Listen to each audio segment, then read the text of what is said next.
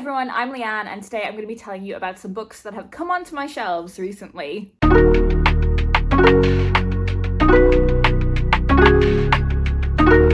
Somehow I have 22 books to talk to you about today. I've acquired them by various means, and actually only 4 of them are purchases. So I'm going to start with those, and I'm going to start with the biggie. I have Uncharmed by Lucy Jane Wood. Is this the book of my dreams? Kind of. So I read Rewitched when it came out last year, and I really enjoyed it. But as soon as I saw like the aesthetic and then the cover reveal for Uncharmed, I knew that I really wanted to read this. Like, it's just absolutely stunning. This is like my dream visual of a book. It's witchy but cozy. Like, in terms of where this sits on the spectrum of fantasy, this is in a real kind of sweet spot for me because it's not like too in-depth with like a complex magical system. I have been following this author online for a number of years, and I'm always really keen to support her work. And maybe by the time you have seen this video, I will have already read this. This next one was a bit of an impulse purchase. I bought Dream Girl Drama by Tessa Bailey. This is the 3rd book in this kind of strand of Tessa Bailey's publishing, and I do have Fangirl Down on my shelf, and they are all like sports romances, but I haven't read that one yet, and I haven't read the 2nd one, so it was a bit of an unhinged impulse purchase to buy this 3rd one, especially because I have had like mixed experiences with Tessa Bailey's writing as well. I bought The Ick by Holly McCulloch. This is about a girl that always gets the phenomenon of the ick when she is dating someone. This kind of inexplicable, like instinctual feeling that you've just been put off someone that you're dating. And in this book, she is trying to kind of rally against that instinctual feeling as part of a social experiment. I think this one will really go one of 2 ways. I feel like I will either really enjoy it or I will put it down like halfway through. There will be kind of no in between. Another romance I picked up was First Time Caller by B.K. Barrison? I'm not actually sure. I have not read any of their previous books, but their work is so beloved, and I've heard lots of really good things about this one from people whose opinions I really trust when it comes to romance. And it's about the romance between this guy and someone that rings into his radio show asking for dating advice for her mother. And they are all of the books that I bought for myself. There are a few books that I picked up through like the adult division of the publisher that I work at, so I will always talk about the books that I kind of directly work with at the end of the video, but these ones I got like through the adult division, so I don't like work on these books. This is Hecate by Nikita Gill. So I have read lots of Nikita Gill's poetry over the years, and I have always really enjoyed it. So when I found out that she was writing a kind of Greek mythology retelling in the verse form, I was obsessed. I knew I had to read this, and I love narratives that are told through that verse format. I've had mixed experiences with Greek retellings before. Sometimes I felt like I needed to actually know quite a lot about Greek myth, and I don't, to like understand the story. So we'll see where it falls on like the spectrum of how much I've enjoyed the Greek retellings that I've read, but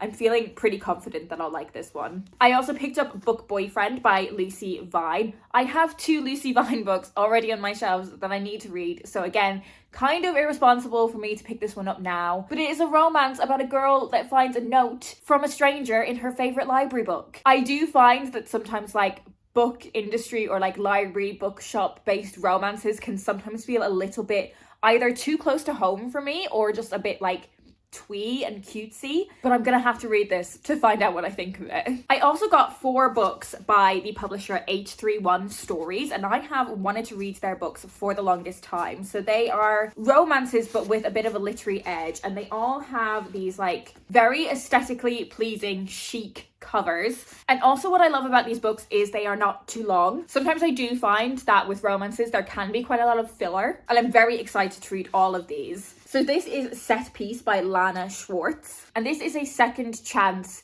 celebrity normal person romance, and I always find both of those dynamics really interesting, so I'm intrigued to see how it is tackled in this book. Then we have Comedic Timing by Upasana Barath, and this is a steamy romance that has a awakening of sexuality from a young woman who has moved to New York. She has just broken up with her long-term girlfriend, and when she meets a man named David, it leads her to start to question some things that she thought was fact about her own sexuality. As you guys know, I always want more bisexual books on my shelves, so I'm very excited for this one. Then I have Hardly Strangers by A.C. Robinson, and this is about the passionate romance between our main female character Shira and a man named Max, who, according to the blurb, is an alluring and mischievous frontman of an Irish punk band. Now, I am telling you now, it's quite possible that I will hate that. But the only way to find out is by reading it. And then finally for this set, I have Square Waves by Alexandra Romanoff. Now, this is actually the follow-up to another book called Big Fan. So I think I am actually going to have to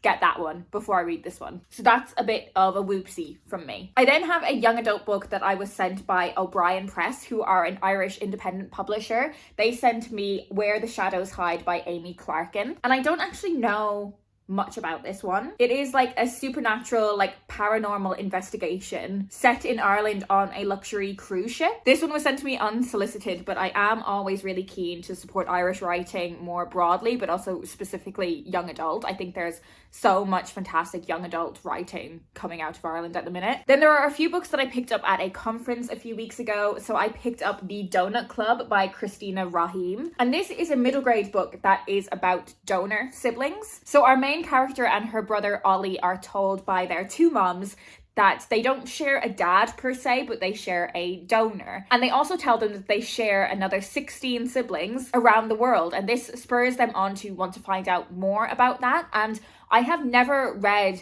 any book about that subject matter, never mind one that is for younger readers. So I'm really interested to find out more about that life experience, and I'm really excited that there is a children's book looking at this topic. I also have Supernova by Shantae Timothy. So this is a graphic novel. This is about our young scientist main character who has created a very cute little monster, and this graphic novel is all about her adventures with that monster and all things science-y. I managed to be very cheeky and pick up this book at that conference. I have the complete works of William Shakespeare in this Wordsworth Classic edition. Wordsworth Classics have just incredibly upped their game in recent years. Like, I predominantly associated them with those quite cheaply made black classics that had some sort of very strange image that was very unappealing on the front covers. But they had so many absolutely stunning books, including this one. It is cloth bound, it is gorgeous, it has these blue sprayed edges. Will I ever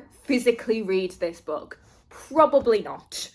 Is this somewhat of a decor piece? Yes, it is. But do I intend to read or watch all of Shakespeare's plays? Yes, I 100% do. And in fact, that's a little bit of a spoiler for my 2026 reading goals. Finally, I'm going to very, very quickly whiz through all of the books that I picked up for my job, starting with The First Unicorn Rider by A.F. Stedman. So this is a prequel novel to the Skandar series, which I am absolutely obsessed about. I do try to kind of limit how much I talk about my workbooks, but it is very hard for me to minimize how much I talk about this series because I absolutely love it. This is Forest of Hearts by M.A. Kuznier, and this is like Snow White but with cannibalism. It is about a girl who is cursed, and in order to break that curse, she has to eat the hearts of 7 men.